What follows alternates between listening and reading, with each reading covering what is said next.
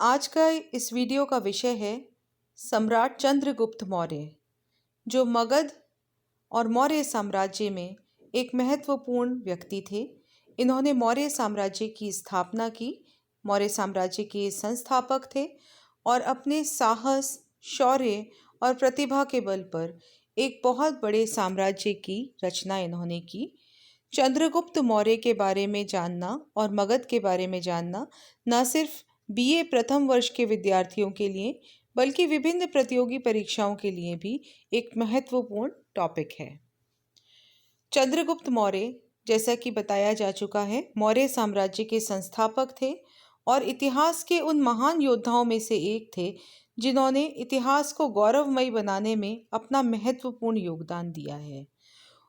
वो अद्भुत साहस और अदम्य शौर्य के धनी थे और उन्होंने अपने राजनीतिक गुरु चाणक्य की सहायता से जिस प्रकार भारतवर्ष के विभिन्न प्रांतों को एकीकृत किया, जिस तरह से यूनानी आक्रमणों से भारत की रक्षा की, वो इतिहास में स्वर्ण अक्षरों में उस कथा का वर्णन किया जाता है। चंद्रगुप्त मौर्य का जन्म एक बहुत सामान्य से परिवार में हुआ था, लेकिन वो बचपन से ही विलक्षण प्रतिभा के धनी थे और ऐसी बहुत सारी कहानियां उपलब्ध हैं इतिहास में कि चाणक्य ने उनकी प्रतिभा को पहचाना और उनको तराश कर एक सम्राट के पद पर आसीन कराने में महत्वपूर्ण भूमिका निभाई। चंद्रगुप्त मौर्य का राज्यारोहण कब हुआ था, इसके बारे में इतिहासकारों में कई मतभेद हैं, लेकिन एक सामान्य प्रचलित मान्यता के अनुसार 324 ईसा पूर्व उनकी राज्यारोहण की तिथि मानी जाती है। कहा जाता है उन्होंने लगभग 24 सालों तक शासन किया और उनके शासन का अंत 297 ईसा पूर्व माना जाता है। मौर्य साम्राज्य का इस काल में विस्तार कश्मीर से लेकर दक्षिण तक और पूर्व में आसाम से लेकर पश्चिम के अफगानिस्तान तक हो गया था और कहा जाता है मौर्य साम्राज्य उस समय के विशालतम साम्राज्यों में से एक था। चंद्रगुप्त मौर्य के बचपन के बारे में हमें जानकारियां कम उपलब्ध हैं, इसलिए इतिहासकारों का उनके बारे में अलग अलग मत है। कुछ साहित्यकार और इतिहासकार अपनी खोज के आधार पर ये मानते हैं कि ये राजा महापद्मनंद की एक दासी के पुत्र थे, अंतिम जो नंद राजा थे, जिनको अपदस्थ करके चंद्रगुप्त मौर्य ने शासन प्राप्त किया था। जबकि संस्कृत का प्रसिद्ध नाटक जो मुद्रा राक्षस है, उसमें उन्हें नंद नवये मतलब नंद का वंशज कहा है, तो उसके आधार पर कई लोग इनको महापद्मनंद का वंशज मानते हैं। वहीं चंद्रगुप्त की जाति के बारे में मुद्रा राक्षस में उन्हें कुलहीन वृषला कहा गया है और भारतेंदु हरिश्चंद्र के अनुसार उनके पिता नंद राजा महापद्मनंद थे, जबकि उनकी माता का नाम मुरा था और माता के आधार पर उनका नाम मौर्य पड़ा। लेकिन जो बुद्धिस्ट परंपराएं हैं, जो बौद्ध परंपराएं हैं, उसके मुताबिक चंद्रगुप्त मौर्य क्षत्रिय समुदाय के सदस्य थे। कुछ ऐसा भी माना जाता है कि मगध में पाई जाने वाली मोर पालने वाली जनजाति से इनका संबंध था, इसीलिए इनका नाम मौर्य पड़ा है। और बौद्ध परंपराएं कहती हैं कि इनके पिता नंदवंश की सेना के एक अधिकारी थे और ये एक गरीब परिवार के थे। और गुप्त को किस प्रकार से चाणक्य का सानिध्य मिला, इसकी भी बहुत सारी कहानियां और कथाएं इतिहास में प्रचलित हैं।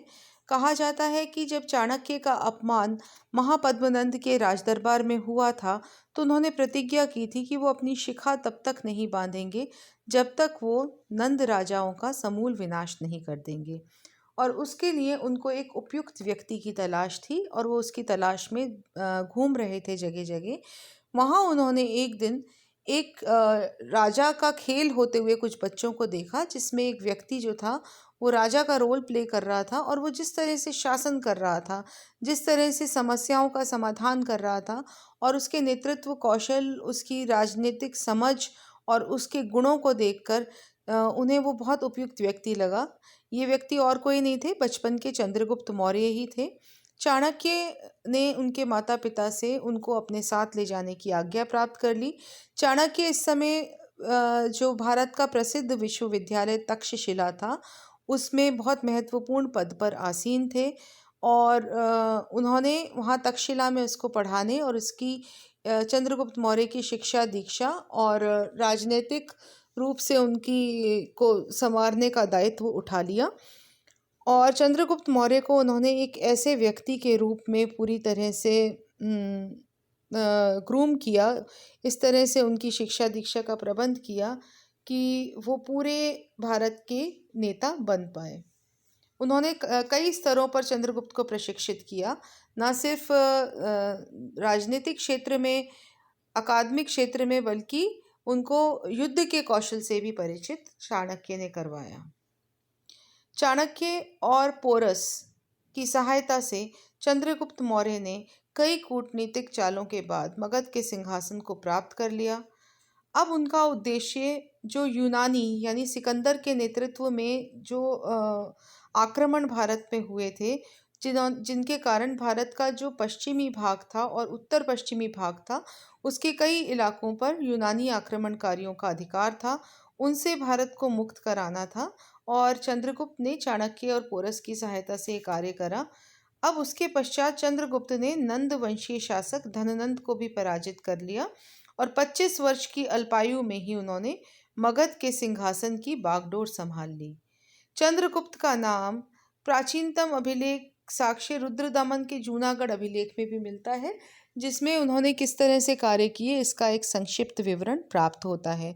जब चंद्रगुप्त अपनी सेना को एकत्रित करके चाणक्य और पोरस के साथ मिलकर हरा रहे थे सारे सैनिकों को और बार बार नंद सेना पर आक्रमण कर रहे थे, मगध को प्राप्त करना चाह रहे थे, तो उसके बारे में एक बहुत ही मनोरंजक कथा जो है हमारे इतिहास में प्राप्त होती है, हमारे साहित्यिक ग्रंथों में प्राप्त होती है, जिसमें कहा गया था कि चंद्रगुप्त ने अपनी सेना को एकत्रित किया और उन्होंने मगध पर आक्रमण करना आरंभ कर दिया। इस समय भारत में बड़ी विचित्र स्थिति थी। मगध पर महापद्मनंद का शासन था, लेकिन बहुत सारे प्रांत आसपास के स्वतंत्र थे। कुछ अपने स्वतंत्र रूप से सत्ता चला रहे थे, कुछ पर यूनानियों का अधिकार था और कुछ पर उन्हीं के क्षत्रपों का अधिकार था। तो जब उन्होंने सीधे नंदवंश के ऊपर आक्रमण करा और महापद्मनंद की विशाल सेना के आगे वो बार बार पराजित हो रहे थे, तो एक दिन जब वो एक गांव से गुजर रहे थे, तो वहाँ पर एक बूढ़ी औरत अपने पुत्र को भोजन करने के लिए कह रही थी और गरम जो रोटी थी उसको वो पुत्र बीच में से खाना चाह रहा था और उसका मुंह जल रहा था। तो उस बूढ़ी औरत ने बोला कि तुम भी चंद्रगुप्त की तरह गलती कर रहे हो। यदि रोटी को बीच में से खाओगे, जहाँ पे वो सबसे ज़्यादा गर्म होती है, जहाँ पे उस पे गर्मी का प्रभाव सबसे ज़्यादा होता है, तो मुंह जलेगा ही। उसको किनारों पे से तोड़ो और धीरे धीरे केंद्र तक पहुँचो। तो चंद्रगुप्त मौर्य को उस बुढ़िया की सीख से बहुत बड़ा राजनीतिक पाठ प्राप्त हुआ, एक सीख प्राप्त हुई और उन्होंने और चाणक्य ने ये निश्चित किया कि अब वो अपनी रणनीति, अपनी स्ट्रेटजी को चेंज करेंगे। और उन्होंने पहले जो अड़ोस पड़ोस के स्वतंत्र इलाके थे, उन प्रांतों पर अपना अधिकार करना शुरू किया, यूनानियों को भारत से मुक्त किया और जब आसपास के सभी क्षेत्रों पर उनका अधिकार हो गया, तो फिर उन्होंने अपनी पूरी शक्ति के साथ नंद वंश के अंतिम शासक महापद्मनंद की सेना पर आक्रमण किया और उस निर्णायक युद्ध में महापद्मनंद को बंदी बनाकर मार दिया गया और नंद वंश का अंत हो गया और भारत में मौर्य साम्राज्य की स्थापना हुई। तो चंद्रगुप्त मौर्य ने इस प्रकार से एक नए साम्राज्य की नींव डाली। इनका शासन प्रबंध बहुत व्यवस्थित था और इनके शासन का विस्तृत विवरण इससे पहले मैं अपने वीडियो में बता चुकी हूँ कि मौर्य काल की जानकारी के प्रमुख सोर्सेस क्या थे। तो आप उस मेरे चैनल को सब्सक्राइब करके मेरे अन्य वीडियोस भी इस संदर्भ में देख सकते हैं। तो मौर्य कालीन भारत के जो प्रमुख स्रोत हैं, उसमें से एक स्रोत था चंद्रगुप्त के राज्य में आने वाले यात्री मैगस्थनीज की इंडिका। इस इंडिका में बहुत अच्छे से चंद्रगुप्त के प्रशासन का वर्णन किया गया है, उन चीज़ों का के बारे में बताया गया है, उन नगर परिषद की कमेटीज़ के बारे में बताया गया है, किस तरह से राजा, सेना और नगर का प्रशासन चलाया जाता था। तो इसका विवरण हमें प्राप्त होता है और भारत एक शक्तिशाली राष्ट्र के रूप में इस समय उभर के आ गया था। कौटिल्य के अर्थशास्त्र से भी हमको इस काल के प्रशासन, समाज और अन्य चीज़ों की जानकारी प्राप्त होती है। और चंद्रगुप्त से पूर्व मगध पर जो क्रूर धननंद का राज था, जो कि बिंबिसार और अजातशत्रु का से जो हमें मगध प्राप्त हुआ था, उसी के वंश क्रम में नंद वंश का जो शासन था उसका अंत हुआ और उसके साथ ही चंद्रगुप्त मौर्य के शासन का आरंभ हुआ।